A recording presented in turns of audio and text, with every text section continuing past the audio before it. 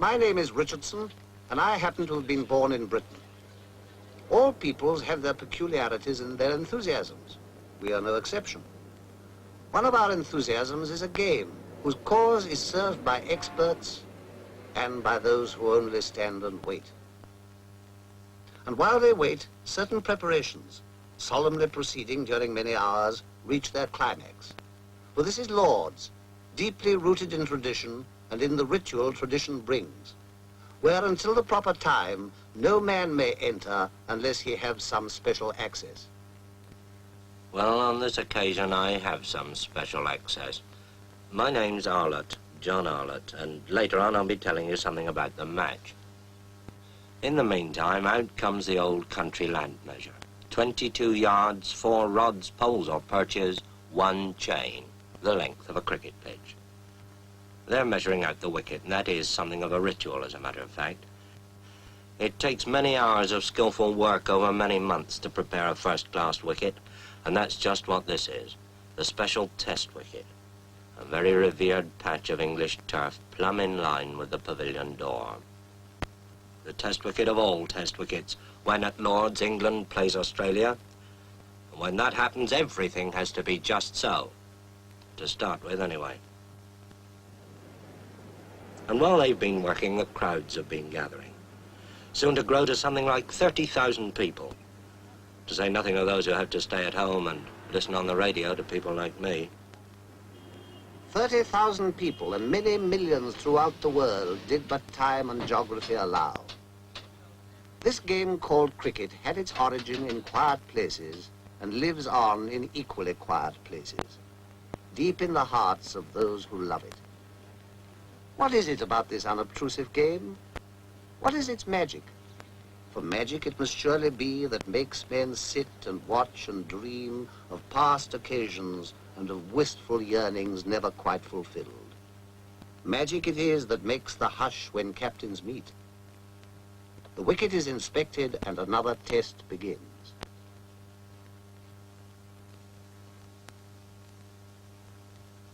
Don Bradman wins the toss for Australia, and Australia are going to bat. They're going to get first use of this good wicket. And here's the England side coming into the field. Yardley leading them, and here's Tom Dollery, Jim Laker, Dennis Compton, and Douglas Wright of Kent at the end. And then, out of the pavilion gate, come Australia's opening pair, Barnes and Morris, Morris in the cap. And Alec Bedser of Surrey begins the bowling from the nursery end. Fast medium right arm comes in, bowls to Barnes outside the off stump, and it bounces off Evans' pads. Bedser again. Bowls again to Barnes and again beats him outside the off stump. And the first over's a quiet one, a maiden. And Alec Coxon of Yorkshire bowls the second over from the pavilion end. Elbows well out, comes in, bowls to Morris. Morris forces him away on the onside, and the Australian innings is underway. The first run's up on the board. And so another historic test is underway, watched by the press of half the world, watched too by appraising eyes in the pavilion, eyes that have seen many a cricketer come and go. For here in the long room at Lord's, criticism is restrained, praise is brief, and only sunny days and history are long. Here are pictures that have captured in eternal attitudes the beginnings of the game, showing the essence of this thing called cricket, all thought and spirit concentrated on a square of green, a subtle battle between a slice of willow and a round of leather. Days of 2 stump wickets, when bats were curved and the scorer kept the tally with notches on a stick. Paintings of village greens in days when cockfighting was rife. Pictures of the high noon of Victorian peace, when cricket had become part of English education. And Lord's itself in 1837, then and today, the acknowledged home of cricket.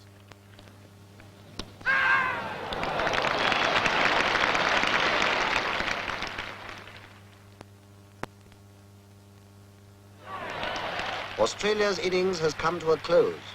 The score stands high and is duly noted. There is time to breathe until England takes the field. Now, cricket in the hands of the experts, more than a game. It's a craft at least, almost a science. Let's ask an expert, Bert Rhodes of Derbyshire, to bowl us a leg break on this demonstration wicket. Now, there's the spinning finger, the third one, see, cuddled close against the seam. It comes up. Now, this is the perfect leg break. Watch where it pitches. Just outside the line of the leg stump, and it turns enough to beat the off stump. And now, the orthodox, the natural break, spun off that index finger, the off break. And this pitches, watch it, outside the line of the off stump, and it beats the leg stump. Now, that's the right arm bowler's orthodox weapon. Let's see how the batsman copes with it. As the ball comes down to him, turning into him, well, all right, he just lets it hit the bat. And that's why short-leg fieldsmen were born. Well, perhaps attack's the best method of defence. Down comes that off break again, and the batsman hooks it hard and high over those short-leg fieldsmen, but not over deep square leg. There is a way of doing it, of course, over the ball as it moves into you, and push it away along the ground, as Edrich does this ball from Lindwall, playing it to Barnes. When England are 27 for 1, which is nothing for Englishmen to be very happy about, and Ray Lindwall is bowling at full speed to Hutton. That ball's well up term, and he pushes it away past mid-off for a comfortable 2.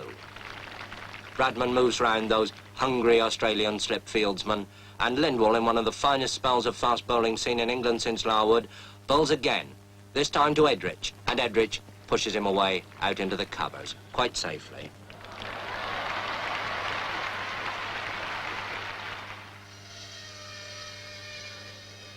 While experts battle, experts forge the weapons that they use. Good white willow with a wholesome heart, long seasoned, like the men who shape it. Skilled hands practicing a long-established craft. For wasn't John Small, the cobbler, making cricket balls at Hambledon 200 years ago? Since then, the craft has grown. And yet, there still remains the steadiness of eye and hand that sews the seams. Seams that in the bowler's hands will give the hidden feel for breaks and twists. Seems to withstand the onslaught of the bat. For the heart of a bat is firm, and its blows have strength and punch.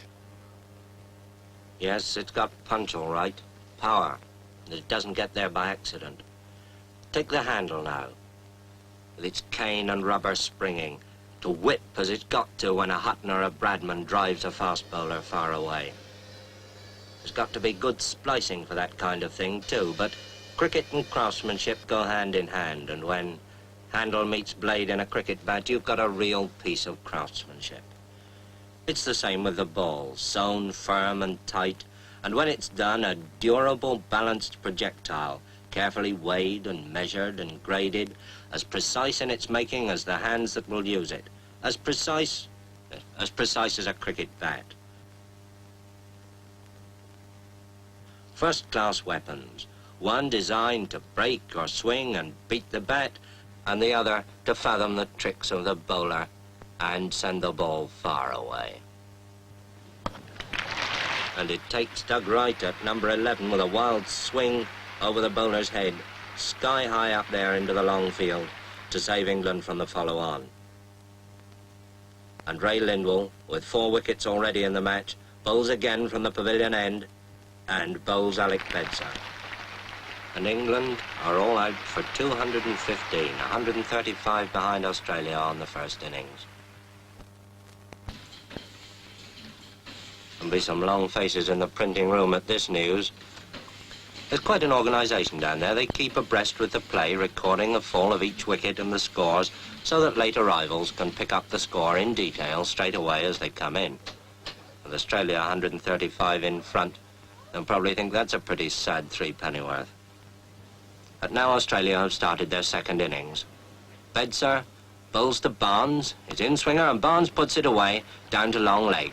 Round comes Hutton, fielding at long leg, and there's that quick low throw to Godfrey Evans. And now Wright bowls to Morris, and he's out.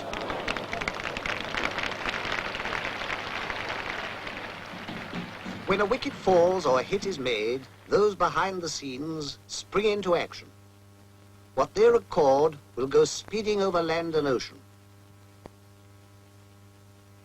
When a batsman strikes, The whole world outside will want to know the score. And when they know it, they'll cast an envious thought to those who sat at Lord's and watched.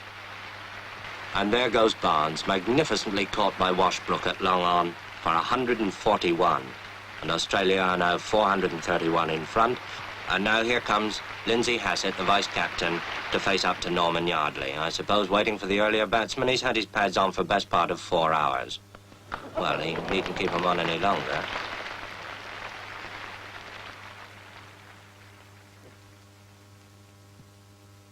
Meanwhile, the Don bats on. Don Bradman, on his last test tour and playing his last test innings at Lord's. Don Bradman, the pride of Australia and the despair of England. But whichever side one favours, who can but acclaim a master?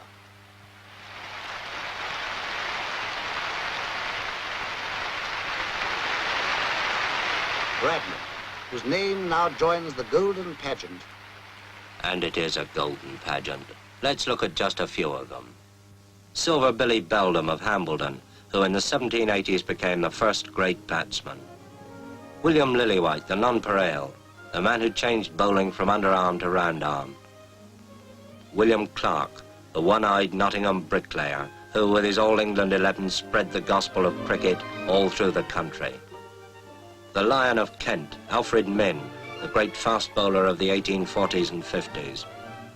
Spofforth, the demon bowler from Australia, who in the great test of 1882 even took the wicket of the old man. W.G. Grace, the Gloucestershire country doctor who turned a rustic sport into the science of modern cricket. The first man to score a century before lunch in a test, Victor Trumper. Ranji, and the bowler who suspended the laws of timing, Maurice Tate. Clary Grimmett, the most accurate of all leg break bowlers. A problem even for England's great opening pair, Jack Hobbs of Surrey and his imperturbable Yorkshire partner, Herbert Sutcliffe. Jack Hobbs, the modern master, who, in the 1930s, resigned his supremacy to a young man from Bowral, Donald George Bradman. A pageant of 170 years of cricketers on whom the sun always shines. In retrospect, anyway. But cricket casts its own peculiar glow, and in the years to come, this day too of rain and cloud will be sunlit in the memory. Will rain stop play? Anxious eyes survey the wicket. Willing hands turn to. But fate is kind and the battle is renewed. All through a cloudy afternoon they struggle on. The English batsman extra careful, heavily conscious of each wicket as it falls.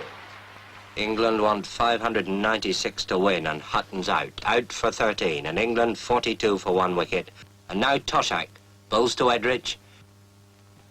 Ian Johnson catches him at first slip. Edrich is out. England 52 for 2 wickets, and in trouble. That'll hurry him and depress him in the printing room. Well, with 2 wickets gone for 52, England are in a lot of trouble. Indeed, almost everything depends on the man who now comes out of the pavilion. Dennis Compton. And with Hutton gone, England's last real hope.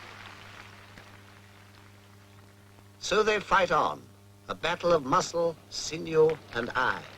For this is cricket at its finest, calling forth a quality deep in men, the calmness of a Compton on a sticky wicket when the world is watching, steadiness of nerve and quick agility. To be a Hobbs, a Sutcliffe, a Bradman, or a Compton.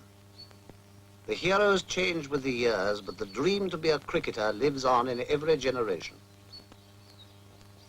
And the heroes pass on their knowledge. For cricket is a part of the very substance of a country's education.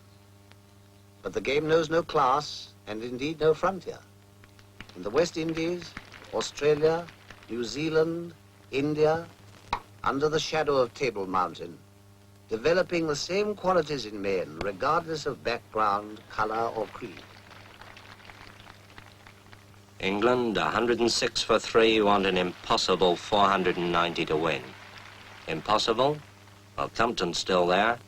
And here's Big Bill Johnson with that bucking, bridling run coming in to bowl to him. And Compton's out. England's last hope of the impossible. And now, Toshak bowls to Coxon. Toshak thinks he's out. Umpire thinks he's out. Coxon thinks it's a shame. Now it's all over, bar shouting. The day wears on. Another game is lost and won. Well, perhaps not quite. Defeat has come to England, and to Australia, victory. Australia takes the Ashes. But victory is the least that men play cricket for. They play it for a host of reasons, ill-defined and hard to seek. On school ground, on city street, on village green, they play on. For the urge wells deep from quiet places, in men and in the land they spring from.